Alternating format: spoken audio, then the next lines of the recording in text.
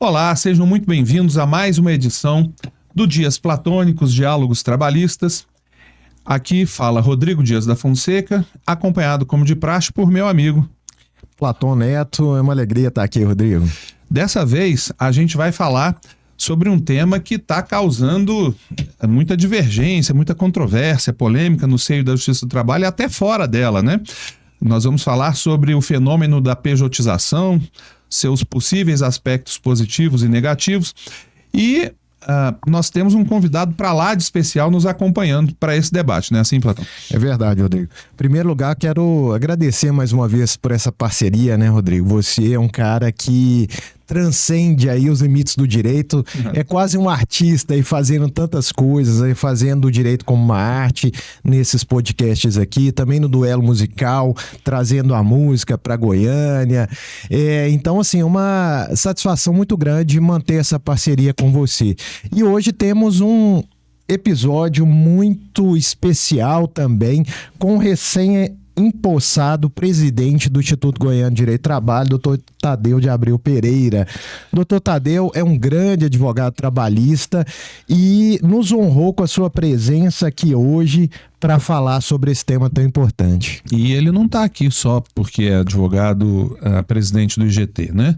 É uma honra receber o presidente do IGT, obviamente, mas não só por isso, né? De fato, Dr. Tadeu é advogado de ponta aqui em Goiânia, na área trabalhista. Quem já fez audiência com ele sabe que é um fato, né? Não estou falando favor nenhum aqui, não. Então é um prazer e um privilégio te receber aqui, viu, Tadeu? Rodrigo, é sempre uma honra, Platão. Muito obrigado pelo convite. Aí, seja pela advocacia, seja pelo IGT, estaremos sempre à disposição. E isso aqui para mim, é o ápice, participar com vocês. Só fazer um registro bem rapidinho, fora do nosso planejamento. Dr. Tadeu, além de tudo, é cria do saudosíssimo professor Julpiano Chaves Cortez, que ele acompanhou no escritório por muito tempo, né? Verdade. Faço questão de fazer o registro, porque sinto até falta, né? O professor Julpiano não faz muito tempo que nos deixou, infelizmente, né? Marcou a advocacia goiana e deixou aí herdeiros do naipe do Dr. Tadeu. Mas vamos lá. A gente vai falar sobre o fenômeno da pejotização. Até pouco tempo atrás, a gente não tinha muita dificuldade em lidar com isso, né? Nós, nos bancos escolares, aprendemos lá os requisitos da relação de emprego, aqueles 4 tradicionais, e uma vez constatados em qualquer relação, declarávamos ou não essa relação de emprego, né? É claro que havia, e há, não é, Tadeu, alguns casos limítrofes.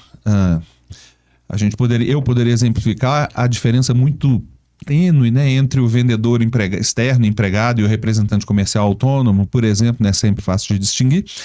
Mas o fato é que nos últimos tempos nós temos nos deparado com algumas situações, talvez o Platão possa falar um pouquinho a respeito, em que até fica num plano secundário, em certos casos, a presença ou não do vínculo de emprego, dos requisitos da relação de emprego, porque nós a detectamos, mas ainda assim, por força de uma jurisprudência que eu vou deixar meu amigo Platão narrar a respeito, nós temos enfrentado certas dificuldades. Diga lá, Platão.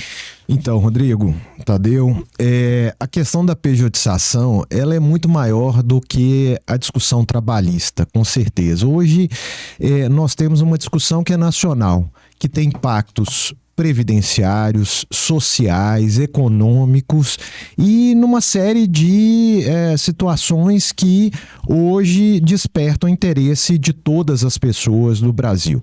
O que se sabe é que o Supremo Tribunal Federal, recentemente, no tema 1389, ele suspendeu todos os processos que discutem a questão da pejotização. E aquela classificação tradicional do vínculo de emprego ali, com aqueles 4 requisitos que você mencionou, a pessoalidade, subordinação, onerosidade e não eventualidade, ela fica um pouco difícil de ser examinada só sob o enfoque, porque mais do que a discussão do vínculo em si, o Supremo suspendeu a discussão, inclusive quanto à competência da Justiça do Trabalho para examinar esses casos. Então, nós temos uma discussão aí que envolve competência, ônus da prova e a própria discussão em si da relação, se é possível haver a pejotização ou não nesses termos. Então, Rodrigo, acho que a gente está diante de um caso que desperta muita atenção, muito interesse da população, e o impacto disso pode ser muito grande, porque se considerar uma pejotização desenfreada, com uma possibilidade, inclusive, fraude, porque, assim, estando presentes os requisitos, isso já foi dito pelo Congresso Nacional várias vezes, na época da reforma trabalhista, com o 442B da CLT, na exposição de motivos, o Congresso já dizia, olha, estando presentes os requisitos da relação de emprego, essa relação precisa ser reconhecida. Então, o que nós precisamos entender aqui é o que é pejotização, na sua caracterização mesmo, de uma autonomia de trabalho sem a presença dos requisitos da relação, ou se estamos diante de uma relação de emprego que está sendo ali mascarada de PJ, porque as duas situações podem acontecer. Nós podemos ter um PJ real e nós podemos ter um empregado disfarçado de PJ.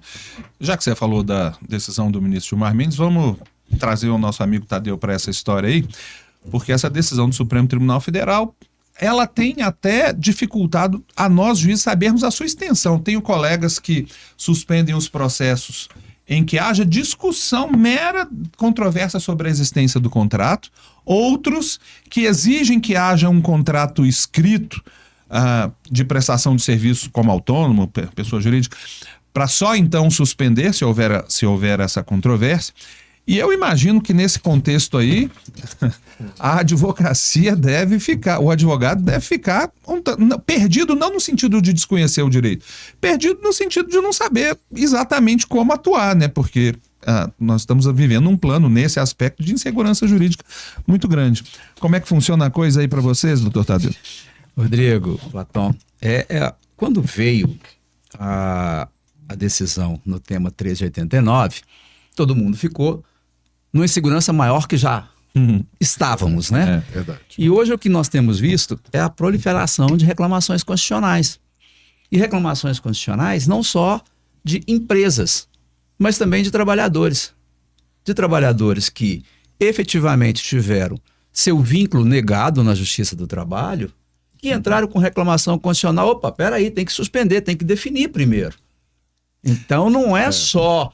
A coisa está sendo de mão dupla, né? E hoje, pela manhã, eu ainda verificava uma decisão da ministra Carmen Lúcia, onde ela reafirmava a jurisprudência do Supremo, anulando por 2 vezes uma decisão da 8ª turma do TRT4. Sim. Então essa é uma discussão que ela vai muito além. Mas exatamente. Essa decisão da 8ª turma do TRT4 tem alguns aspectos muito peculiares, né? Por alguma razão, os desembargadores naquela turma, de fato, não admitem, sob nenhuma hipótese, a possibilidade de se firmar um contrato de prestação de serviço por pessoa jurídica. Aí também a gente ultrapassa aqui o ponto de razoabilidade. Mas, por falar em ultrapassar o ponto de razoabilidade, Tadeu e Platão, essa matéria é para chegar no Supremo, porque eu e vocês, acredito, estudamos que a definição de vínculo de emprego, ou se se trata de uma pessoa jurídica, nós estudamos isso no aspecto pessoalidade, né, nos requisitos, que isso é matéria de apreciação fática. Vai chegar isso no Supremo Tribunal Federal, de apreciação fática envolvendo lei ordinária, né, CLT. Isso é matéria para o Supremo Tribunal cuidar, e se não for, por que o Supremo entrou nisso?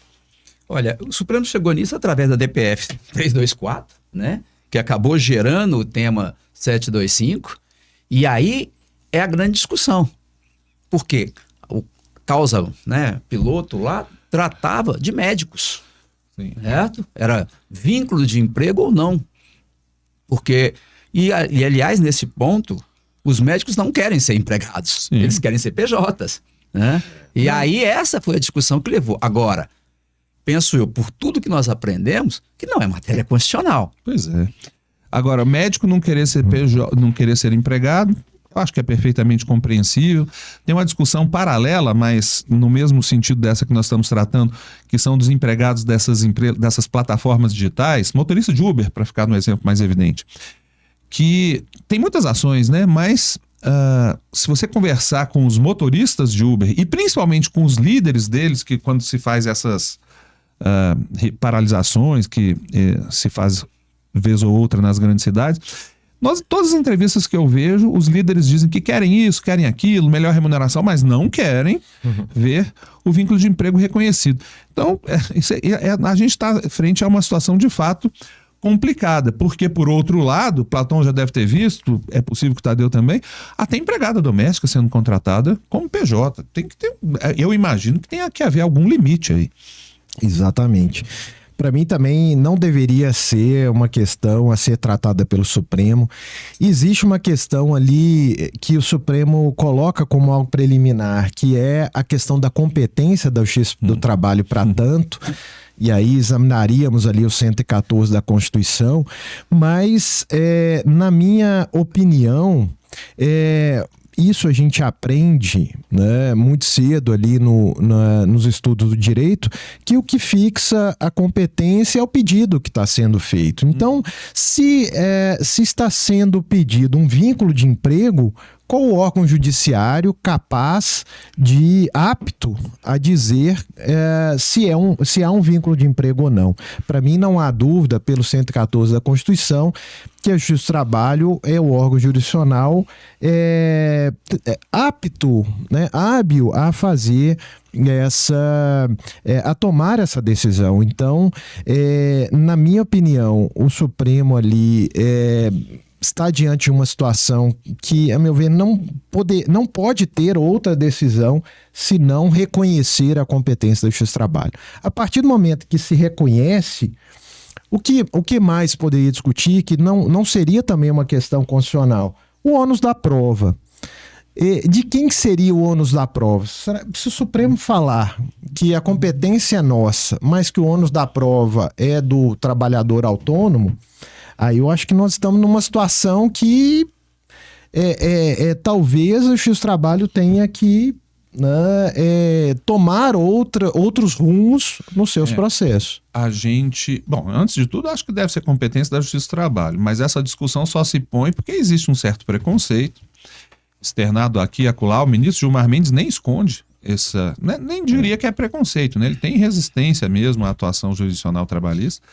E aquela ideia de, o Tadeu vai ajuizar essa ação lá na Justiça Comum. Se o juiz na Justiça Comum disser que tem vínculo de emprego, aí o processo vem para a Justiça do Trabalho.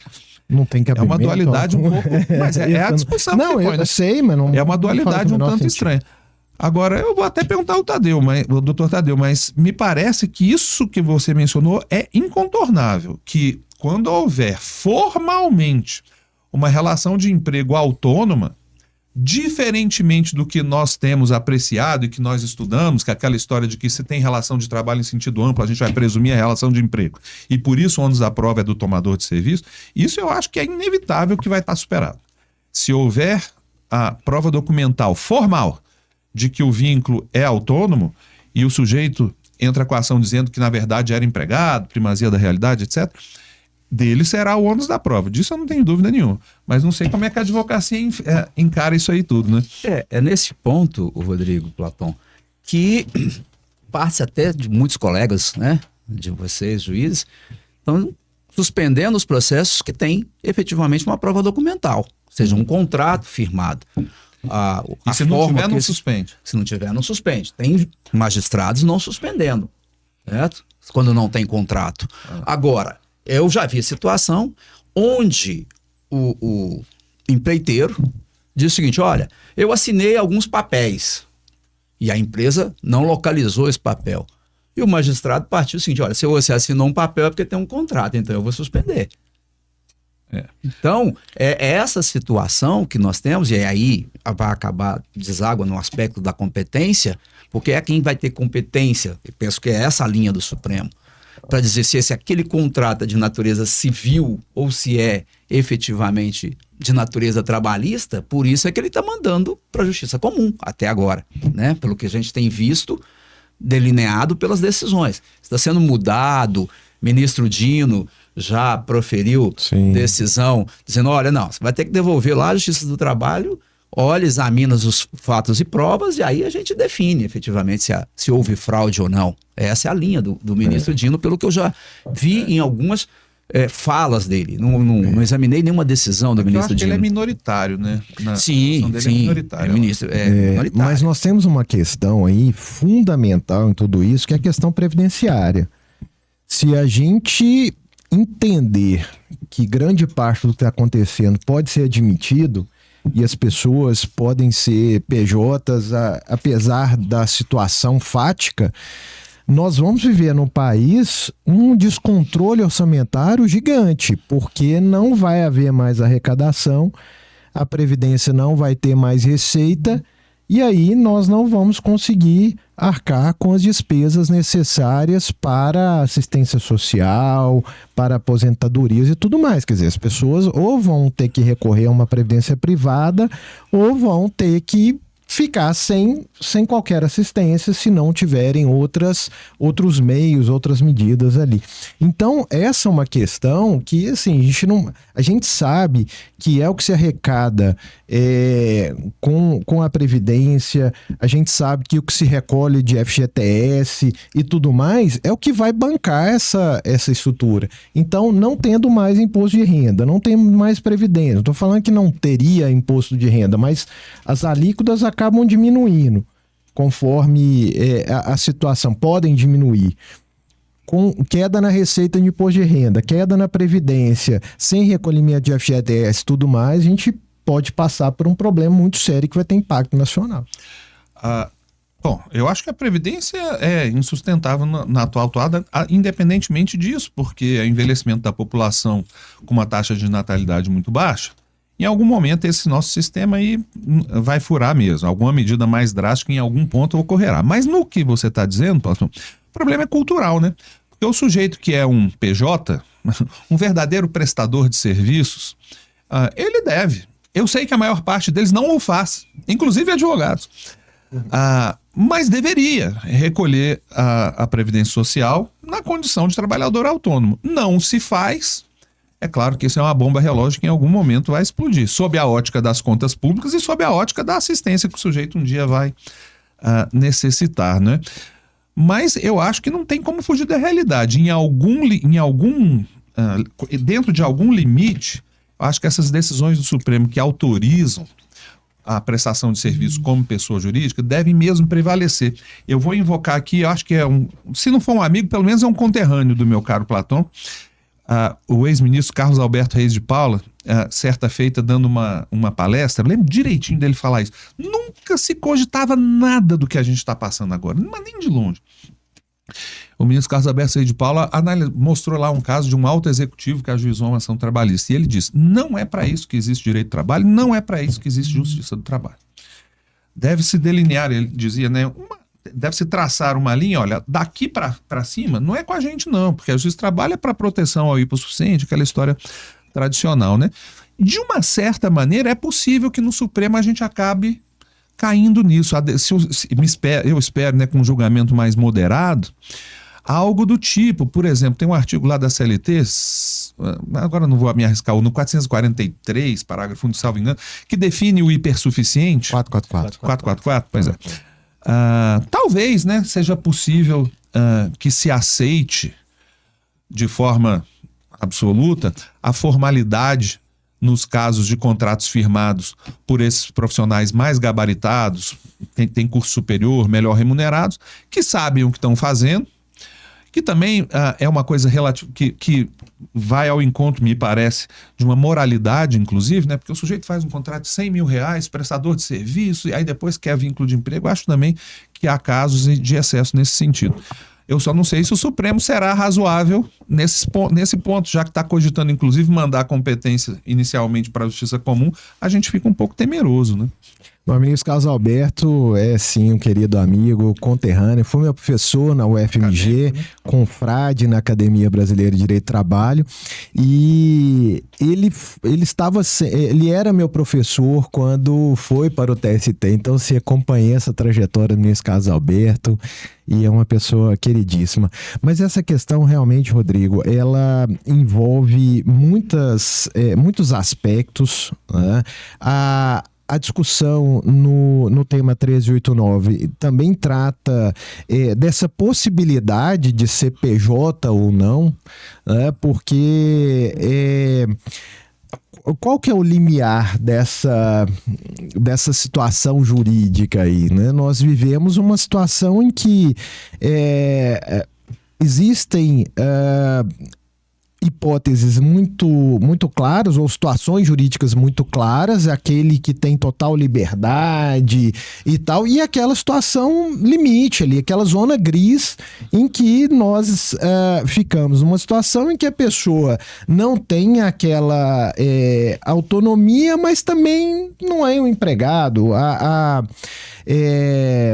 Na Itália se chama parasubordinado, e a gente não tem essa figura aqui. O mais importante, então, acho que é dar alguma proteção, no mínimo, a esse trabalhador autônomo, se for reconhecida essa autonomia, e se caracterizado como empregado, dar a sua ter todas as suas consequências ali.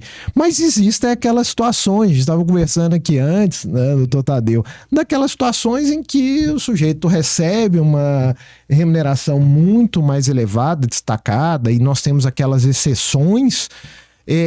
Isso acontece na comunicação, isso acontece na área da saúde, tal, pessoas que recebem remuneração muito elevada talvez estejam ali no limiar, mas pela circunstância ela foge àquele emprego tradicional. Então, será que daremos proteção a todos?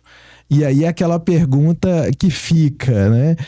Por trás de um empregado, por trás de uma PJ, sempre é uma pessoa humana.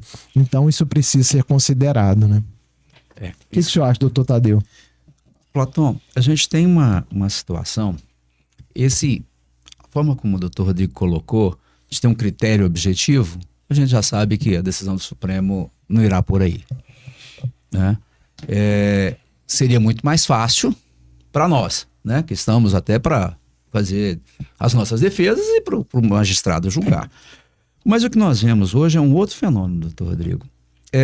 O Platão disse a área de saúde. Eu tenho uma experiência com o pessoal da área de tecnologia e informação, eles não querem ser empregados. Uhum. E os tempos mudaram. E eles disseminam isso. Eu tenho um garoto de 9 anos que ele vive ameaçando a minha esposa: você vai virar CLT. Por quê? Porque ele tem um contato com, né, a parte lá, os jogos, não sei o quê, e o que se vê são memes em relação à CLT. A CLT virou nessa faixa etária de chacota.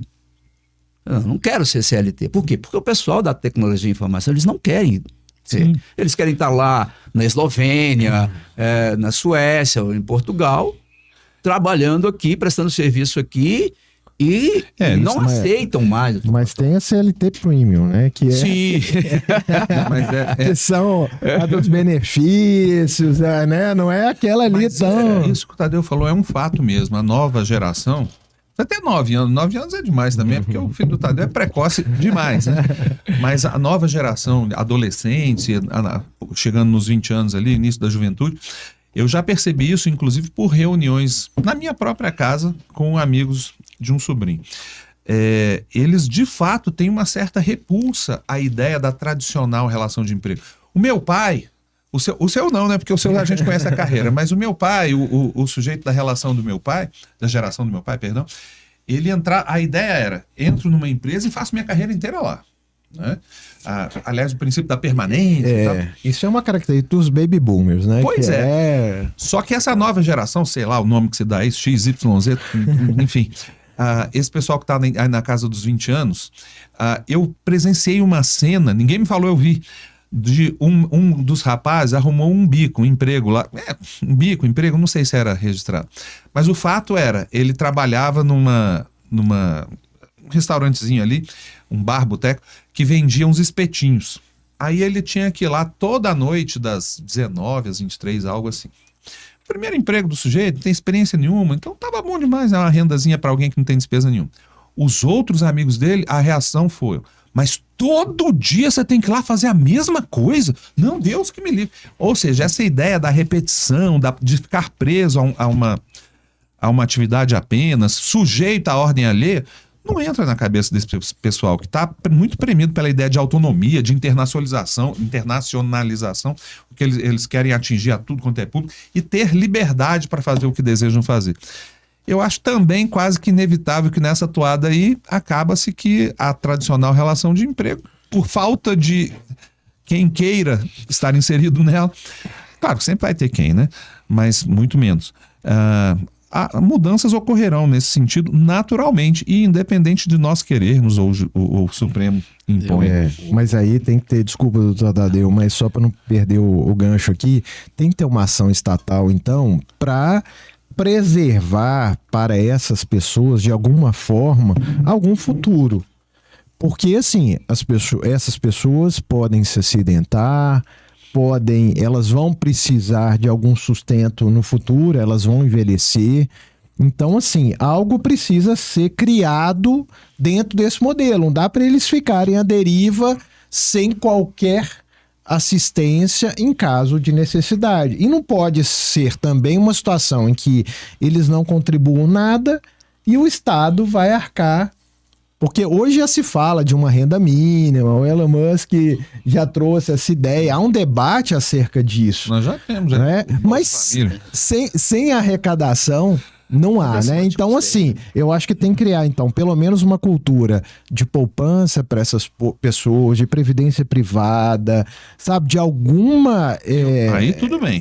Uma educação financeira, mas que seja uma política pública séria para que haja alguma medida em relação a isso, porque as pessoas têm um superendividamento, tem uma série de repercussões sociais muito graves que uma hora a conta vai chegar.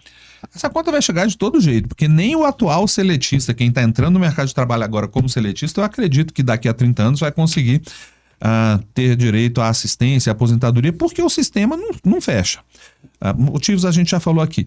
Mas para mais do que isso, né, isso é uma discussão que a gente pode fazer um podcast, até com o doutor Tadeu, se for o caso. Eu não acredito em quase nada, quase nenhuma medida a esta altura da vida que venha proposta ou imposta por governo algum. Não importa a ideologia, o tipo de governo.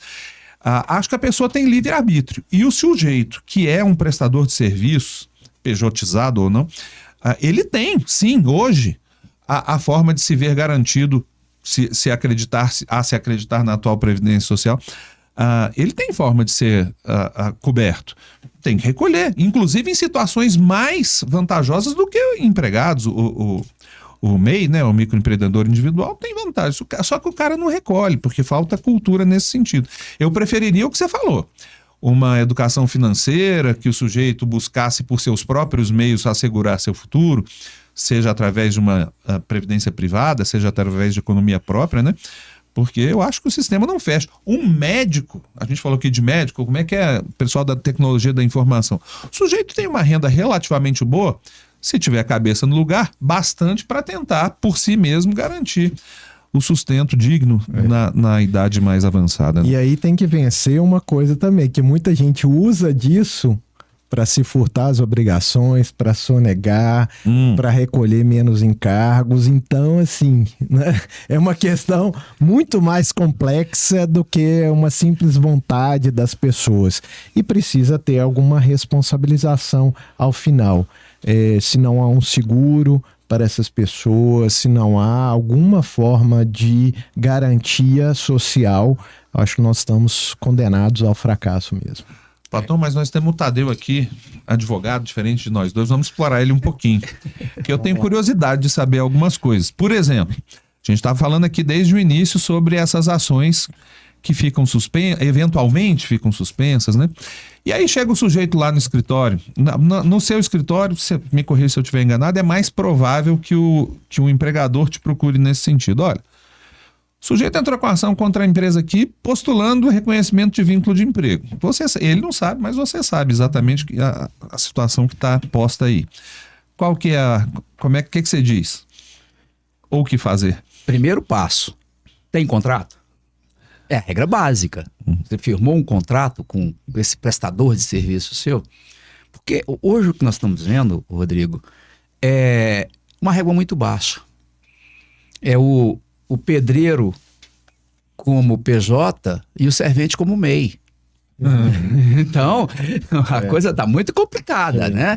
E se vem um empresário lá da construção civil, um pequeno empreiteiro, que geralmente, vocês veem lá na Justiça do Trabalho, que geralmente o tomador, né, que busca ele, e ele já fez isso, ou seja, ele já quarteirizou o serviço. Então nós vamos falar para ele, olha, isso aqui vai dar problema. Isso vai dar problema. Mas eu tenho o contrato. Tá. E os requisitos? Nós vamos suspender esse processo. O dia que o tema 1389 for julgado, a gente vai ter uma linha, mas não se iluda. Olha aqui, os requisitos todos. E aí nós voltamos aos requisitos.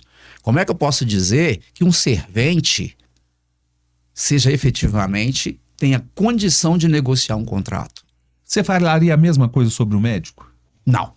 Então, é o que eu falei antes, talvez a gente possa delinear qual é a diferença. Aonde que a gente vai traçar a linha distintiva? O aspecto, Rodrigo, e aí voltamos lá quando a gente falava nos bancos de escola, né? E principalmente era o representante comercial, aquela zona gris, zona cinzenta, que todos os... Rubens Equião falava sobre o contrato de representação, e aí nós tínhamos toda uma construção doutrinária nesse sentido. Então, o que nós vamos ter que pensar? É a capacidade de negociação. Talvez não seria razoável, então, se nos utilizarmos de algo que já está na lei, em vez da gente criar alguma coisa? A lei fala, se tiver curso superior ou uma renda tal, aí vai ter que ser meio aleatório isso, né? Ou então vai se adotar aquela que está na CLT mesmo. Pode negociar com validade. Para baixo disso, não. É o critério objetivo que nós... desde o início você disse. Mas o Supremo não vai por aí. Para ele dizer, olha, eu não posso entrar na autonomia de vontade da negociação dos honorários. Entendeu? Ele pode criar o critério do hipersuficiente que está lá no 444, né? Do hipersuficiente, mas falar que é o ganho, eu acho muito difícil. Por quê? Imaginemos um professor lá da pós-graduação, né? Da pós-graduação. Ele diz, olha, vou te convidar para você dar uma aula aqui. É sua pessoa jurídica. Ele vai lá dar uma aula, se compromete a receber aquele valor, às vezes o valor dele por aquele módulo foi, hipoteticamente, R$1.000. Aí você vai dizer que não, ele recebeu R$1.000, ele é empregado? Então isso é muito complicado. Mas deixa eu complicar mais ainda a situação do advogado. E o seu cliente, empresário da construção civil, que quer contratar os pedreiros, os serventes, firmando um contrato com eles de pessoa jurídica? A minha recomendação é que não faça. Juridicamente. Mas se não fizer, ele vai ter que recolher todos os tributos, incidências sobre a relação de emprego. É isso que ele quer fugir. Exatamente. Às vezes, o próprio, vamos dizer assim, o carpinteiro que hoje, você pega um mestre de obra, vamos esquecer o pedreiro, um mestre de obra. Um mestre de obra hoje, um bom mestre de obra, ele não recebe menos do que R$10.000. Tá certo? E não quer ter o vínculo anotado. Não quer. Antes de entrar com a ação, claro. Ele quer fugir justamente dos 27,5. Porque a tabela de imposto de renda subiu para 5, né? E o cara ganha 10, ele quer fugir dos 27,5. Por isso. Aí não é meio complicado julgar. Sob a ótica, nossa, é até fácil. Mas sob a ótica do homem comum, o sujeito ganha 10 mil por mês, não quer ter o vínculo reconhecido, porque quer recolher menos, né, a previdência, ao imposto de renda, mas amanhã ajuiza uma ação trabalhista querendo ver reconhecido o vínculo como empregado. E aí? Pois é, isso é tão complicado, e aí chega em situações como daqueles que ganham 70, que ganham R$100.000 por mês. Na área da comunicação se vê muito, né, nos grandes órgãos e tal. Então, assim, o Otávio Calvé fez um artigo muito interessante uma vez, né? Ele até usa um termo, né, pejotização, rei está nu, né? Ele usa essa figura aí para mostrar. E aí, existem situações que é muito difícil realmente você sustentar que há uma subordinação, que há uma situação realmente de engessamento ali, como da relação empregatícia. É complicado. Agora, eu acho que não tem como fugir da análise dos requisitos.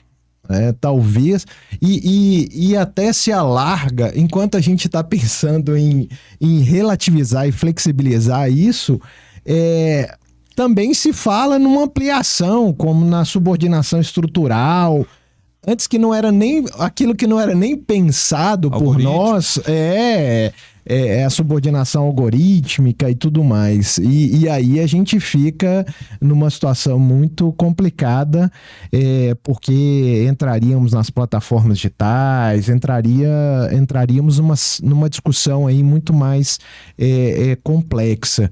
Então, assim, realmente é difícil você falar. E a gente não tem como fugir da análise do caso concreto, né, Rodrigo? É difícil a gente sair, colocar uma generalização de modo que vai abarcar todas as situações. Realmente, por isso que a Justiça do Trabalho que tem que analisar, por isso que tem que analisar cada caso. E como você disse, não faz sentido a gente chegar a ter uma matéria como essa analisada pelo Supremo se a gente sabe que talvez nem no TST deveria chegar, porque a súmula 126 ela é clara, né? O recurso de revista não se presta ao simples exame de fatos e provas, mas chega no TST, chega no Supremo, uma discussão que deveria morrer Supremo sem passar no Tribunal Regional. A condicional é contrato com o magistrado. Exatamente, há um bem-pés aí impressionante, né? É verdade. Então, vocês sabem dizer quando é que se há previsão de quando essa matéria vai ser em definitivo? Aconteceu uma audiência pública. Uma audiência pública. Tese teria 6 meses, né? Aquela resolução de 6 meses. Mas deveria... isso, ainda que tenha uma sessão e que, penso eu, que o ministro Gilmar traga um voto, haverá muitos pedidos de vista até o final. A gente está relativamente no início aí de 2026, né? Mas a gente espera que neste ano de 2027 para 28. Para nós, para a advocacia também tem esse aspecto, né? Mas para nós vai ser a depender do que vier. De um dia para a noite, eu vou ter 400 processos para que está tudo represado. E nós fazemos audiências de instrução. Pois é. Em todo o Brasil. Eu tenho processos parados no Brasil. De instrução o pessoal está fazendo? Nem pode.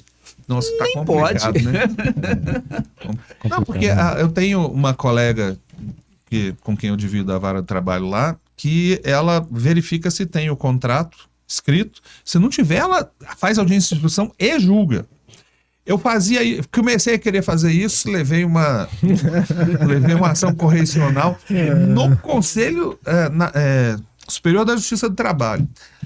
Deu tudo certo na ação correcional, né? Mas depois daquilo eu pensei, não vou me desgastar e correr riscos desnecessários. Estou suspendendo tudo, infelizmente. Né? Eu acho que a advocacia encara com maus olhos essa suspensão. Rodrigo, como você disse, a minha advocacia é basicamente patronal. Certo. O patrão não está preocupado. Quanto mais tempo demorar, melhor. Tudo bem, mas devia, porque a bomba vai... Sim, mas aí o que acontece? O patrão, e que contratou sob essa modalidade, ele acredita que o Supremo vai validar. Então, na cabeça do empresário, e aí eu tenho que pensar com a cabeça dele nesse ponto, né? Naquele processo especificamente, ele acredita que o Supremo vai validar o contrato que ele firmou. Pô, mas eu sentei, eu negociei, e tudo, firmamos um contrato e esse contrato não tem validade?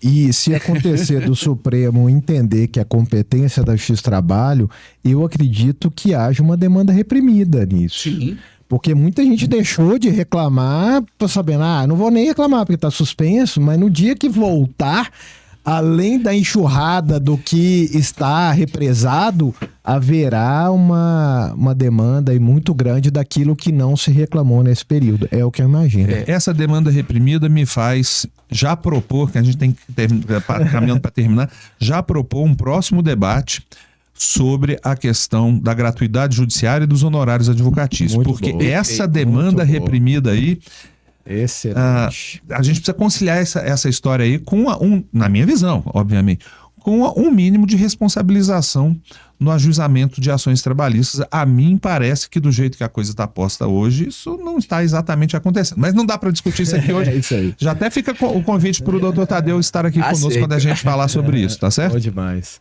Olha, eu queria dizer da enorme satisfação, doutor Tadeu. É um privilégio imenso para nós aqui nos Dias Platônicos receber o presidente do GT, recém-possado, num dos primeiros compromissos, acredito, porque eu estive na posse, faço parte da diretoria do Instituto Goiano de Direito do Trabalho, e assim, é um órgão que realmente ele tem um alcance, uma importância, uma relevância, um Estado, né, tem aqueles requisitos ali de utilidade pública, né? Ele é uma instituição no âmbito municipal, estadual, federal, um órgão realmente destacado, e isso está reconhecido, não é, doutor Tadeu, já como um órgão oficial, aí, um órgão destacado na promoção do direito do trabalho, e é aquele que congrega todo mundo, né? Ele é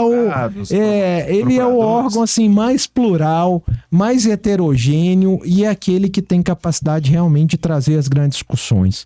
Então, assim, é uma honra imensa. Muito obrigado, doutor Tadeu, por nos honrar com a sua presença aqui hoje. Antes do Tadeu falar, quero chancelar, seguir o que o Platão disse, mas fazer também um registro que eu, inclusive, tal como o Platão integro, com muita honra à diretoria, agradeço o convite e a confiança, mas o Platão também foi presidente do Instituto Goiano de Direito do Trabalho. É bom, pô, nós temos dois, eu estou aqui com dois, o atual e um ex-presidente do Instituto Goiano de Direito do Trabalho. É uma honra mesmo ter te recebido aqui hoje, viu, Tadeu? Olha, a honra é minha e a honra é do IGT, porque o IGT é maior que todos nós, né? Doutor Platão, por ocasião da posse dele na academia, concedeu ao IGT a honra de ser, né, um co-organizador, vamos dizer assim, e naquela ocasião foram mais de 50 palestrantes. E eu me lembro que eu fiz parte da comissão de recepção, né, Ney Maranhão, Sérgio, um monte de gente que esteve aqui e que estarão aqui. Essa semana, na posse do Dr. Rafael Lara Exato. Martins, Então, novo membro da academia. Exatamente. Então, o IGT hoje, e a gente está aqui nessa condição. Obrigado demais da conta pelo convite, é sempre uma honra estar com vocês. Eu já acompanhava os Dias Platônicos desde daquele primeiro lá com seus filhos, né? Certo? Que foi muito legal. E a gente sempre, o Rodrigo sempre leva os filhos dele também lá no duelo. E a gente acaba tendo essa interação. A minha filha já está comigo no escritório, minha esposa está comigo no escritório. Então a gente está sempre em família, efetivamente. Mas a gente vê isso porque, assim, você disse lá do professor Jupiano. E de fato, foram 22 anos, né? Além de ter sido meu professor na faculdade. Então, a gente herda isso. O Jupiano não era bobo mesmo, não, né? Escolheu a dedo lá quem ele dos alunos, quem ia trabalhar com ele. Tem que zelar por isso, né? Muito obrigado. E o IGT e eu estaremos sempre à disposição. Tá certo. E com isso a gente encerra mais uma edição do nosso Dias Platônicos. Comigo e com meu amigo Platão. Até uma próxima oportunidade em que, quem sabe, né, Platão, nós discutamos alguns desses temas que nós mencionamos de passagem aqui hoje, mas a gente gostaria de contar com a sua participação. Em primeiro lugar, que dê aquela curtida, seja membro, integre, né? Como é que fala hoje em dia? Curte, compartilha e se inscreva. Se inscreva no canal. Divulgue se lhe for possível e até nos indique algum tema que lhe pareça que fosse interessante que nós tratássemos aqui. Tá certo, Platão? É isso aí, muito obrigado. Um abraço platônico e até a próxima. Até lá.